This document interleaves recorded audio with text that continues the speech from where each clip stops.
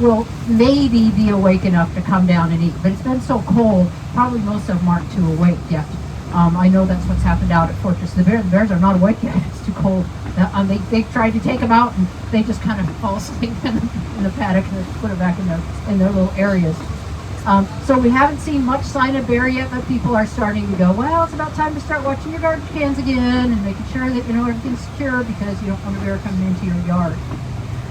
There's probably about 1,200 brown bears all living on this island, and this island only has just the brown bears. But we'll talk more about bears later on our trip as we're walking through the park. If you look out this direction through the trees and through the rain, you'll see a harbor. Sitka's main economic driver is commercial fishing, and we have 5 harbors all run by the city of Sitka. And there's a lot of commercial fishermen who home port out of here. And like I was saying about, because we just had the herring run, a fishery just closed like a couple of days ago, fishing for herring, and mostly herring eggs. Right here, this little area with the circle driveway, back before the 70s, this was where our airport was. There was a U-shaped dock right there, and that's where the seaplanes would come up and they would turn around on that little circular driveway. And common to small towns everywhere, people still call that the seaplane turnaround, even though that was 50 years ago.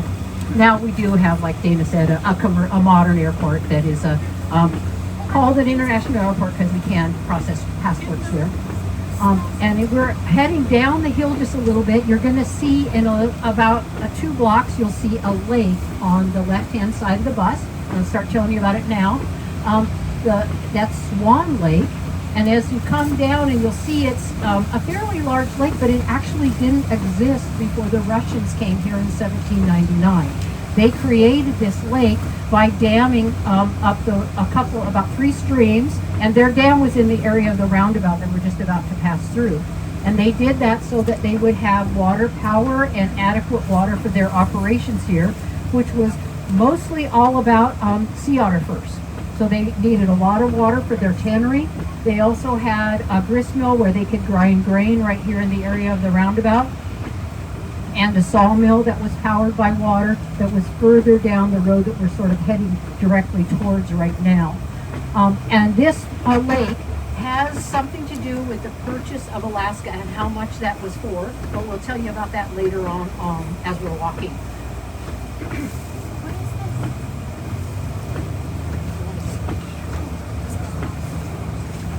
So right down along this road is where the outflow from the stream back in the Russian age would have been right in the middle of the stream right here. And the sawmill would have been right along this area right here.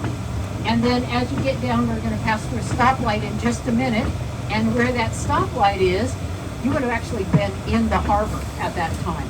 There's been some fill put in the early part of the statehood. This area got some fill put in, so right here where the shore was is now extended a little bit further out. We're going to take a left turn here at the light and head on down to where the national park is. But as you come around the corner, you will see 2 things. If you look out this direction as we come back, so look out to the right as we come through the intersection, and you'll see the Orthodox Cathedral that we're going to visit later on. And then as we turn to the left and you head out on that road, you can look out to the water, and there's yet another harbor right off of downtown that we can pass through there too. So as Dana said, there's about 8,500 people that live here year-round. And because that commercial fishing is our biggest economic driver, which parts of commercial fishing happen all year round, that keeps our population even throughout the year. The other thing that does that is healthcare is our next big economic driver here. We have a large regional hospital, well, large for Alaska. It's a 30-bed hospital, and they're building a bigger one, but it's still not that big. But you know, when you're talking about, we as Sitka at 8,500, we're the 5th largest city in the entire state. The whole state only has about 750,000 people. So like the population of, say, Milwaukee fills this entire state.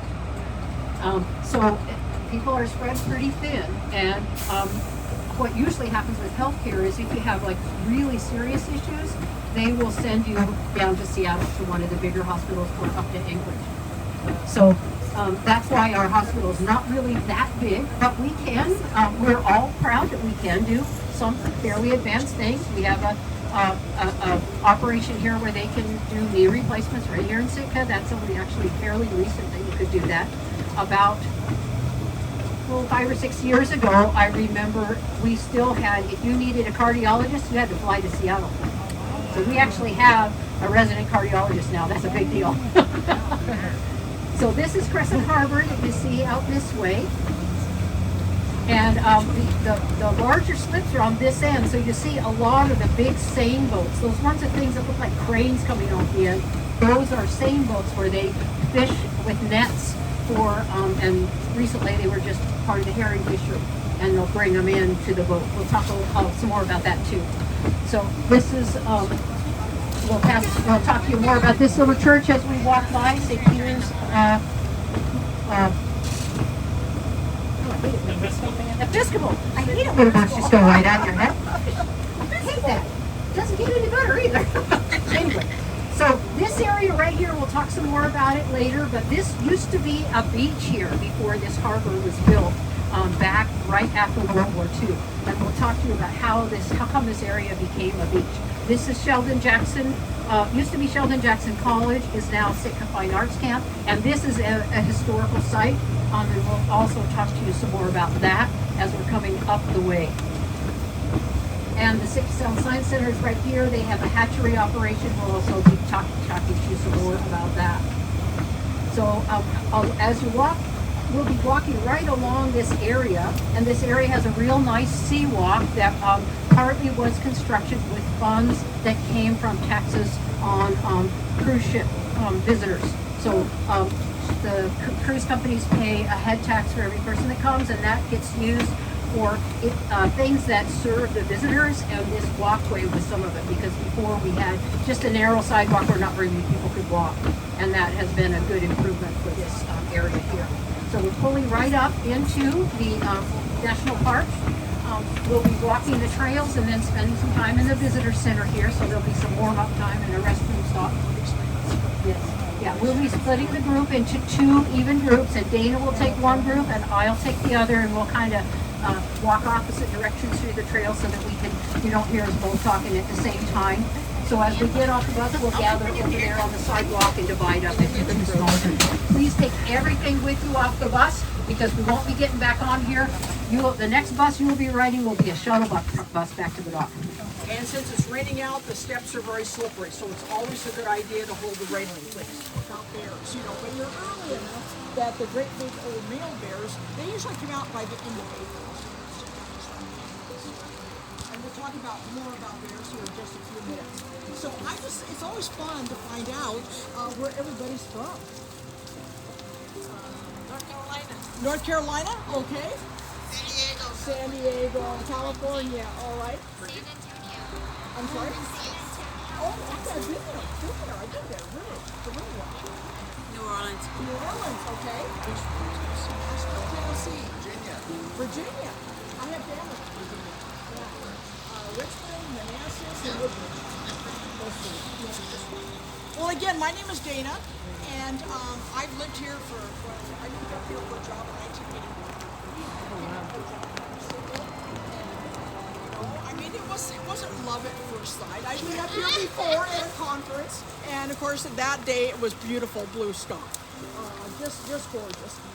But I came up for a job. I was right out of graduate school, and I needed a job. I met my husband up here. He actually came in the Coast Guard, and then got out of the Coast Guard and became a firefighter for the city.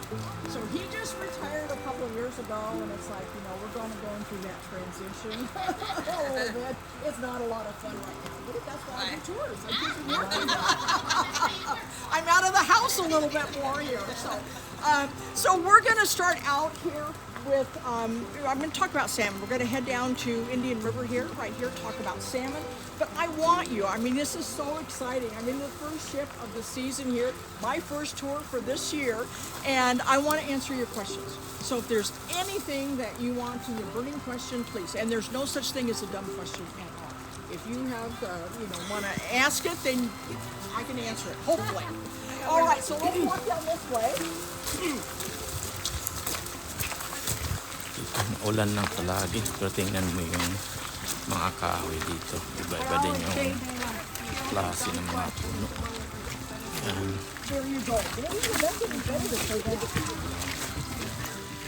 Ito yung national park nila. Sitka National Park. Marami din mga puno na ibang klase. We have like over 200 varieties of mosses here. Moss, yeah. Yeah, it is pretty amazing. Moss. Different mosses. Agent is here in the Tongass, but this is an example. It's actually wind. And this happened, it was January 29th, the last Monday of the month this year, and we had gusts of over 76, right around 70, clocked at the airport, 76-mile-an-hour winds here. And this is what happened here. So so we'll talk more about how that happens just in a few minutes. But first, let's talk salmon. Ships in. We never used to have that. At the same time? At the same time. Wow. Yeah, and my problem with, it only is, and I'm against, and I think protesting like that, everybody has a right to, and it's tough. Because it's not your fault, because you're just trying to have a good vacation, Yeah. So I'm going to write a letter to the editor, and I'm going to write a letter to the mayor too after this. But when I've been in tourism for over 20 years, about 23 years now. And, way back when, it was just a few ships that kind of came in. We were going in there, Crystal would come in once around, and then COVID hit first. And then we had National Geographic that came in the next year in 2021, and then the smaller ships that could get through Vancouver. And it's like two ships. They're going to block off. Yes, which here? So that no people don't. Well, and that's okay. But the problem is, it's kind of that we're so busy. I mean, there's so many people in town that nobody can really get into the stores to shop. So some of the business people are saying, wow, we just can't get people coming in. They look at the store and see, 20 people in there and just they want to go in. So they just kind of, it's called an alevin. And an alevin, they've got this, yolk sac attached to them, and they eat off the yolk sac for a number of weeks. Once that yolk sac is gone, that's when they become fry. And at fry stage is when they start to head down the river. They have to hang out in that estuary water, that salt and fresh water, and go through their first change of having lived in fresh water. Now they have to survive out of sea in salt water. Huge transformation. Just go out to sea, live 2 years. What are you doing? Are you a troublemaker? There you go. You're hired. Please come back. Your ship's coming back next Monday. Just I'll stay expect here. to see you on my tour. Are there any questions? It's kind of almost here.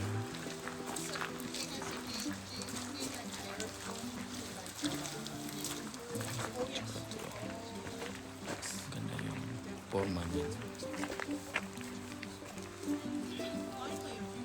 There's always been on the books. Well, actually, I should say, back in, I think it was 4 years ago, we had 14 bears that were killed. They were killed by Fish and Game, and it was the most bears killed in over 40 years. And it was because of sows with cubs. But see, the sows were coming in for food. And what was happening when they had to kill the cubs as well, is that there's no way that you can rehabilitate her. And the mother the sow was teaching the cubs how to get food. This is what you do. Forget going out before the fish are coming. Just look for these cans that stand about yay high. Tip them over, and out comes all this. Huge. And so they had to kill the cubs.